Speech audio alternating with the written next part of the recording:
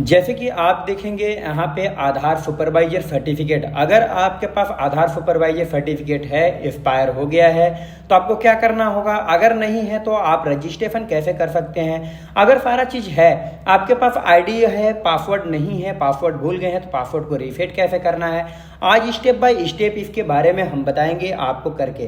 तो सबसे पहले आपको करना क्या होगा, अगर आपके पास आईडी पासवर्ड है तो पहले हम पेमेंट के बारे में जानते हैं। पेमेंट में क्या क्या लगेगा, कैसे पेमेंट लगेगा, और सर्टिफिकेट इस समय किस प्रकार से जनरेट हो रहा है, इसके बारे में देखेंगे। तो सर्टिफिकेट जैसे सैंपल हम देख रहे हैं, सैंपल सर्टिफिकेट का, तो हम जैसे क्लिक किए, क्लिक करने के बाद थोड़ा सा वेट कर लेंगे। कुछ इस प्रकार से सर्टिफिकेट आता है। यहाँ पे जो है आपको इस तरह से सर्टिफिकेट दिखेगा, आधार ऑपरेटर एलिजिबल सर्टिफिकेट। आप देख रहे हैं इस तरह से सर्टिफिकेट है। अब इस प्रकार पहले ऐसा नहीं आता था, सिंपल होता था। पहले ओल्ड वर्जन आपके पास होगा था, आपको पता ही होगा ओल्ड वर्जन कैसे रहता था। लेकिन अब क्या है, एक बारकोड क्यूआर कोड देता है। उस क्यूआर कोड को अगर हम स्कैन करते हैं, यूआईडी स्कैन करते हैं, डायरेक्टली आपके सारा सर्टिफिकेट पे चली जाती है। अब यहाँ पे रजिस्ट्रार कोड भी देता है और ये कोड भी, यानी कि रजिस्ट्रार कोड और एजेंसी कोड दोनों देता है। यहाँ पे लिख के आता है कौन से एजेंसी से आप एग्जाम दिए हैं, कौन से एजेंसी से आप सर्टिफिकेट है। तो अब यहाँ पे जैसे NSCIT के ये डमी सर्टिफिकेट नंबर दिखा रहा है, इस प्रकार से नंबर भी रहता है। अब यहाँ पे चलते हैं कि आपके पास अगर सर्टिफिकेट है और एक्सपायर हो गया है, आपके पास यूजर आईडी है, तो क्या करेंगे। जैसे इस तरह से यूजर आईडी है, यूजर आईडी को हम दिखाएंगे कि कैसे करना है। आपको नया अगर आईडी क्रिएट करनी है, तो अगर आपने एग्जाम नहीं दिया है तो आप क्रिएट न्यू यूजर पे जाएंगे। क्रिएट पे जैसे जाएंगे, क्रिएट पे जाने के बाद कुछ इस प्रकार न्यू यूजर साइन अप आता है। साइन अप न्यू फॉर्म पे जैसे जाएंगे, यहाँ पे आता है upload XML file. Upload XML file पे आप चूज प्रोफाइल करेंगे, लेकिन यहाँ पे अपलोड करना है। आप आधार डाउनलोड करेंगे। आधार डाउनलोड करने के बाद वहाँ ऑफलाइन XML फाइल का ऑप्शन आता है, उसमें आप अपलोड करेंगे। इस प्रकार से इसको कर सकते हैं। अब हम चलते हैं, अगर आपके पास है आपके, तो आप कैसे कर सकते हैं फॉरगेट। तो सबसे पहले अगर यूजर आईडी है, आपके पास लॉगिन नहीं हो रहा है, तो आप फॉरगेट पे, पासवर्ड फॉरगेट पे क्लिक करेंगे और यहाँ पे आप अपना यूजर आईडी एंड पास में यूजर आईडी डालेंगे।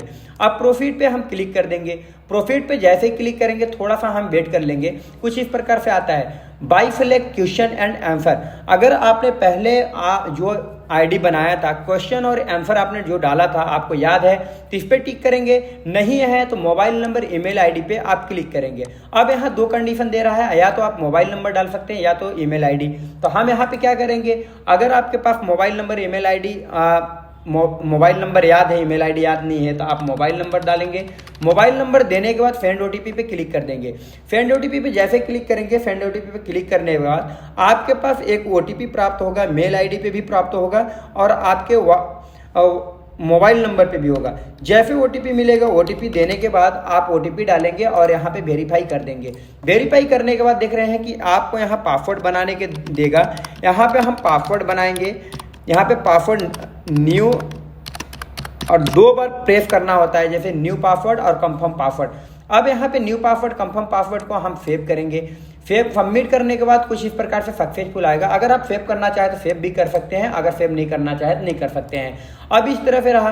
अब यहाँ पे हम लॉगिन करेंगे, साइन इन करेंगे। साइन इन करने के बाद कुछ इस प्रकार से आता है, यहाँ पे व्यू दिखाता है, देख रहे हैं व्यू का आएगा आपके पास। व्यू आने के बाद व्यू में जैसे क्लिक करेंगे, व्यू पे तो पूरा डिटेल आपका शो करेगा, कौन सी कंपनी से एथोराइजेशन लगाएं। अब एथोराइजेशन की जरूरत नहीं है, एथोराइजेशन आप नहीं करते हैं, आप डायरेक्ट आप एजेंसी कोड आपको सिलेक्ट करना होगा। पहले हमने CSE ई-गवर्नेंस से किया था। अब पेमेंट यहाँ पे करेंगे। अगर पेमेंट करते हैं तो यहाँ पे आप ग्रेजुएशन सारा चीज कर सकते हैं। ये करने के बाद आप सर्टिफिकेट देख रहे हैं, कुछ डाउनलोड होगा, इस तरह से डाउनलोड होगा। जैसे डाउनलोड हम करते हैं तो डाउनलोड पे चले गए, डाउनलोड हम क्लिक कर दिए। डाउनलोड होने के बाद कुछ इस प्रकार से दिखाता है, जैसे हमने बताया था। अब यहाँ पे हम आगे के चलते हैं कि यहाँ पे करने के बाद पेमेंट हिस्ट्री। तो आपने देखा कि आज कितने आसानी से हम पासवर्ड फॉरगेट कर लिए। फॉरगेट करने के बाद अपना यूजर आईडी लॉगिन कर लिए। न्यू आईडी क्रिएशन के लिए हम नेक्स्ट वीडियो में लेके आएंगे और आपको बताएंगे कि नया आईडी कैसे क्रिएट करेंगे, ताकि आपको भी अच्छे से क्रिएट होगा, और आगे का प्रोसीजर बताएंगे कि कैसे कैसे फिल करना है। थैंक यू दोस्त। वीडियो अच्छा लगे तो वीडियो को लाइक करें और सब्सक्राइब करें। धन्यवाद।